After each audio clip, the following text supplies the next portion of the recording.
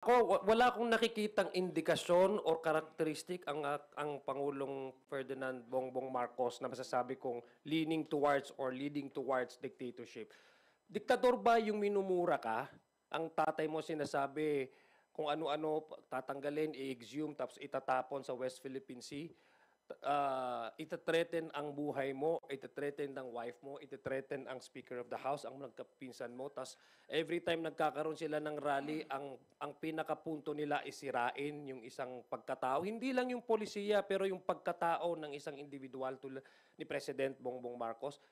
Tapos wala siyang ginagawa directly. He has all the power at his disposal and yet he has doing nothing. In fact, ang mga response niya is so diplomatic. Characteristic ba yun ng isang diktador? I don't think so.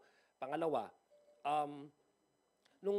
itong ginagawa ng administrasyong ito, he respects the separation of powers. He does not even want, maraming mga legal opinion na sinasabi, President, you request the Senate to convene for an emergency session. He did not do that because he respects the separation of powers. He allows all the agencies to work according to its mandates. That's not an indication, or that's not even an attribute of a dictator. Di ba? Wala naman ho sa administrasyon niya na may nakaupong citizen na Chief Justice na nakuwaranto o kinasuhan. Wala ho sa administrasyon niya na may sitting senador na kinasuhan at pinakulong. So there's no indication to me.